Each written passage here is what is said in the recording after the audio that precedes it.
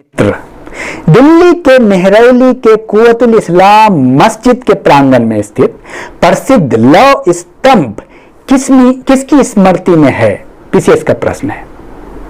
अशोक, चंद्र, हर्ष, अनंग, पाल। चंद्र की स्मृति में है।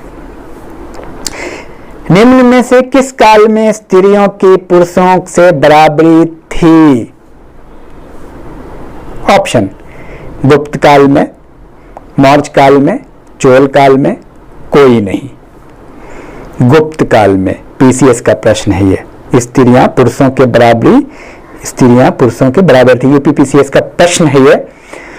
किस वंश के शासकों ने मंदिरों एवं ब्राह्मणों को सबसे अधिक ग्राम अनुदान में दिया था? ऑप्शन: गुप्त वंश, पाल वंश, राष्ट्रकूट, प्रतिहार। गुप्त वंश। गुप्त वंश ने किस अवधि तक शासन किया? 319 से 500 ईस्वी तक लगभग। ये ऑप्शन है, सीडीएस का प्रश्न है। पहले भी आपको बता चुके हैं चैप्टर शुरू होने। 319 से शुरू होता है, 500 ईस्वी तक लगभग में है ये आंसर। आया हुआ प्रश्न है, इसमें कुछ भी तब्दीली नहीं किया जा सकता। आपको पहले बता चुका हूं मैं। 319 से 540 ईस्वी तक हालांकि चला गुप्त काल, लेकिन इसमें 540 नहीं है ऑप्शन। इसमें ऑप्शन 500 ईस्वी तक लगभग है। कौन सा राजवंश हुनों के आक्रमण से अत्यंत विचलित हुआ? पीसीएस का प्रश्न। मौर्य, कुषाण, गुप्त वंश, शुंग। गुप्त। सोने के सर्वाधिक सिक्के किस काल में जारी किए गए? ऑप्शन: कुषाण, गुप्त, मौर्य काल, हिंद यवन। गुप्त। देखिए, अधिक जारी हुए सोने के सिक्के गुप्त काल में, शुद्ध सोने के सिक्के कुषाण काल में। दोनों में फर्क है। बाल विवाह की प्रथा कब आरंभ हुई? ऑप्शन पूछे हुए प्रश्न है। मौर्य काल, कुषाण काल, गुप्त काल, हर्षवर्धन काल। गुप्त काल। अजंता गुफाओं की जैसी गुफाएं मध्य प्रदेश में कहां है? पीसीएस का प्रश्न। बाघ गुफा, उदयगिरी, मांडू, कहीं नहीं। बाघ गुफा। और एक क्वेश्चन है, कालिदास ने कौन सा नाटक नहीं लिखा? ऑप्शन देखिए, पीसीएस का प्रश्न है। मालविकाग्निमित्रम, अभिज्ञान शकुंतलम, विक्रमोर्वशीयम, जानकी हरण। तो जानकी हरण नहीं लिखा है कालिदास ने, बाकी सब कालिदास ने। कालिदास की किताबों को रट जाइएगा, गुप्तकालीन है।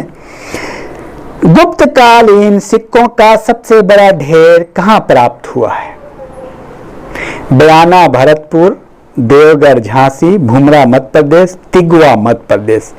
बयाना भरतपुर। गुप्त वंश के शासकों का क्रम लगाइए। इसमें मैं लगा के देता हूं आपको, ज्यादा परेशान होने की जरूरत नहीं है। और ये पीसीएस का प्रश्न है, आ चुका है ये कई बार। चंद्रगुप्त, समुद्रगुप्त। पहले तो चंद्रगुप्त प्रथम, उसके बाद समुद्रगुप्त, फिर चंद्रगुप्त द्वितीय, तब कुमारगुप्त। चंद्रगुप्त प्रथम और चंद्रगुप्त द्वितीय के बीच में समुद्रगुप्त है, उसके बाद कुमारगुप्त है। सती प्रथा का पहला उल्लेख कहां मिलता है? काफी प्रश्न आता है। भीतरी लेख में, भीतरी गांव लेख, विलसद स्तंभ लेख, एरन अभिलेख, भीतरी स्तंभ लेख। बोलिए। एरन अभिलेख में। यूरोपीय भाषा में अनुवादित प्रथम भारतीय ग्रंथ कौन सा है?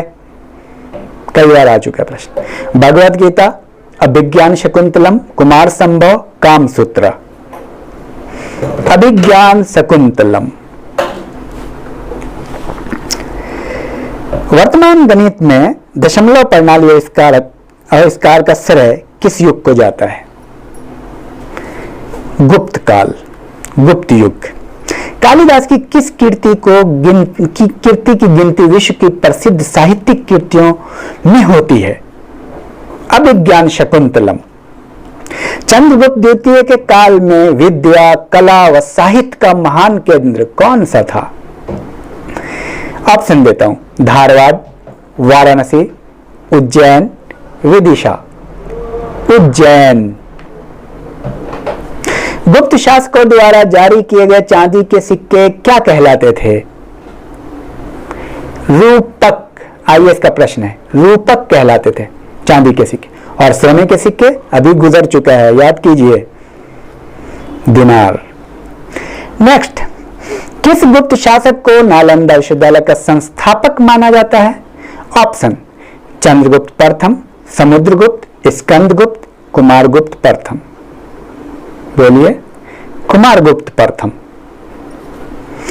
गुप्त काल में उत्तर भारतीय व्यापार निम्नलिखित में से किस एक पत्तन से संचालित होता था? गुप्त काल में उत्तर भारतीय व्यापार किस पत्तन से संचालित होता था? आइए इसका प्रश्न है। काम्ब्रे, कल्याण, ताम्रलिप्ति, भ्रौच। ताम्रलिप्ति बंगाल में था, उत्तर भारतीय व्यापार की बात हो रही है, ताम्रलिप्ति से। नेक्स्ट, कौन सा गुप्त वंश के पतन का कारण था? पॉइंट बताता हूं। स्कंदगुप्त के बाद केंद्र की शक्तियों का दुर्बल होना, हूनों का आक्रमण और प्रांतीय शासकों का विद्रोह, ये 3 महत्वपूर्ण कारण थे। किस गुप्त शासक ने अपने सिक्के पर अपने को वीणा बजाते हुए आकृति में अंकित करवाया था? बहुत महत्वपूर्ण प्रश्न है। चलिए ऑप्शन देता हूं। चंद्रगुप्त प्रथम, समुद्रगुप्त, चंद्रगुप्त द्वितीय, स्कंदगुप्त। समुद्रगुप्त वीणा बजाता है, बहुत मशहूर है। और गुप्तकालीन पुस्तक नवनीत कम का संबंध किससे है? नवनीत कम खगोल शास्त्र, गणित, चिकित्सा, धातु विज्ञान। चिकित्सा। वो प्रथम भारतीय विद्वान कौन था जिसने गणित को एक पृथक विषय के रूप में स्थापित किया? आर्यभट्ट। तांबा का सिक्का जारी करने वाला पहला गुप्त शासक कौन था? रामगुप्त। नेक्स्ट, अब इसमें मिलाने वाले बहुत सारे प्रश्न हैं जो काफी आते हैं, तो शासक और से जुड़ा हुआ अभिलेख है, तो मैं उसको मिला करके आपको प्रस्तुत करता हूं। इसमें चलिए, प्रयाग प्रशस्ति समुद्रगुप्त से संबंधित है।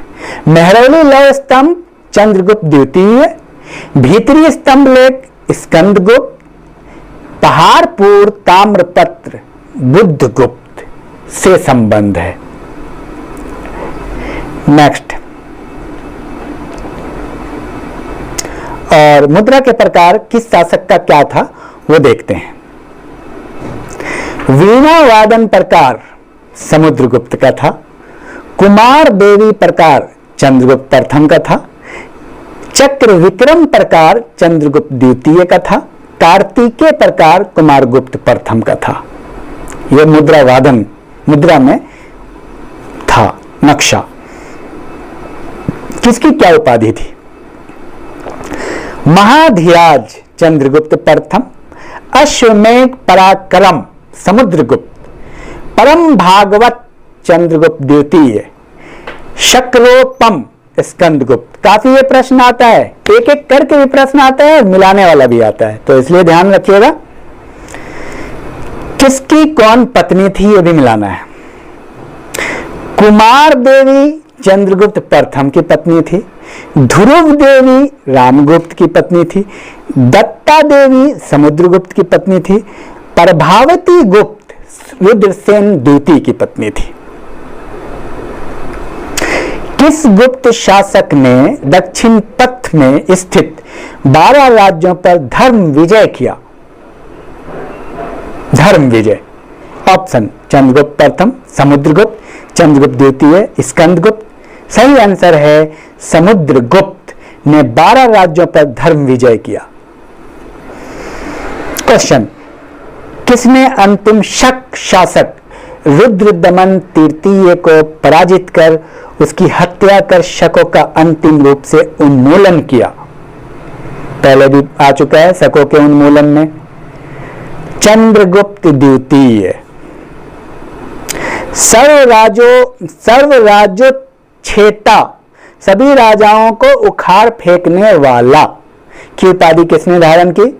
सर्वराजोच्छेता समुद्रगुप्त। चलिए मिलाने वाले देखते हैं। पत्नी पत्नी नहीं, रचना से मिलाते हैं। किसकी रचना, कौन उसके रचयिता हैं? आर्यभट्टीय, आर्यभट्ट, नवनीत कम धन्वंतरी, ब्रह्मसिद्ध ब्रह्मगुप्त, पंच सिद्धांतक वराह मिहिर, ये उनकी रचना है। आता है, ये अक्सर आता है। नेक्स्ट इंपॉर्टेंट सवाल, सुदर्शन झील जिसका निर्माण चंद्रगुप्त मौर्य के सौराष्ट्र प्रांत के गवर्नर पुष्यगुप्त ने कराया था तथा जिसकी मरम्मत पहली बार शक शासक रुद्रदमन ने करवाई थी, कि दूसरी बार मरम्मत किसने करवाई? स्कंदगुप्त ने। और प्रांत के कौन कौन प्रांत जो है प्रशासनिक स्तर को क्या नाम दिया गया है उसको आप देख लीजिए। भुक्ति प्रांत को कहते थे और उसके शासक को, प्रशासक को उपरिक कहते थे। जैसे राज्य को भुक्ति कहते थे, जैसे मान लो उत्तराखंड राज्य है तो राज्य के जो राज्य का प्रशासक था उसको उपरिक कहते थे। विषय जिला को कहते थे और विषय का जो प्रशासक था विषयपति था, जैसे अभी जिलाधिकारी होता है। विषय जिला, विषयपति। नगर शहर को कहते थे, नगर का अधिकारी नगरपति होता था और ग्राम का ग्रामिक।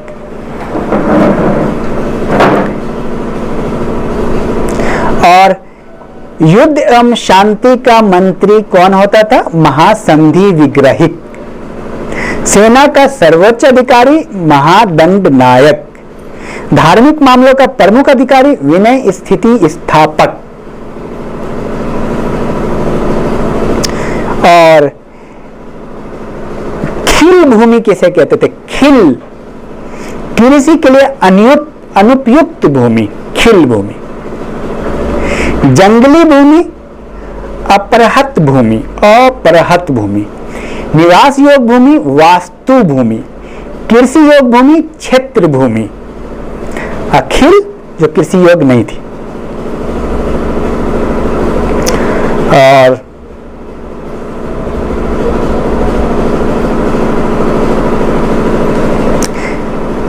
किसकी रचना कौन है? अष्टांग हृदय वाग्भट की रचना है।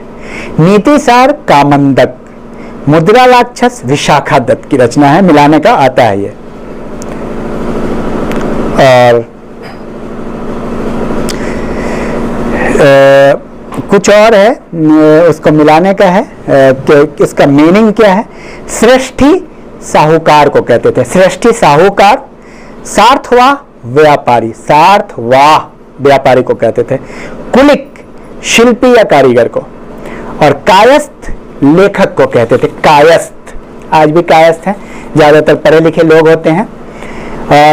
और नेक्स्ट, मिहिर कुल का संबंध किससे है? हूण से है, हूण।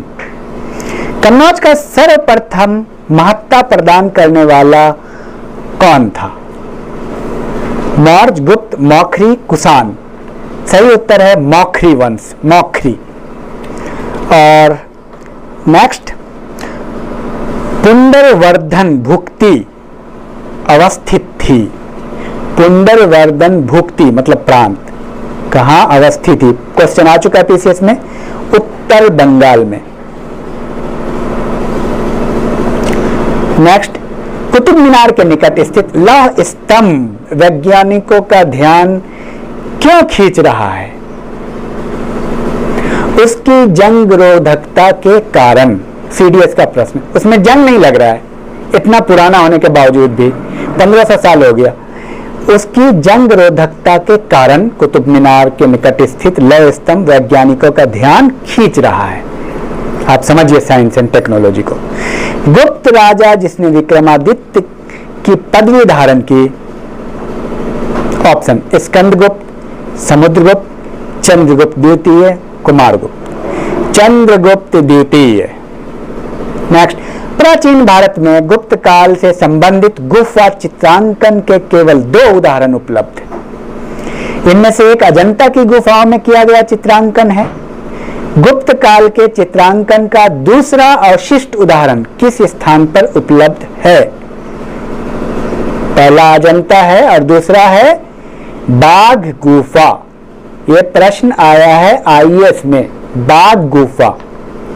तो पहला अजंता है, दूसरा बाघ गुफा है। तो ये गुप्त काल से संबंधित बहुत महत्वपूर्ण प्रश्नों का संग्रह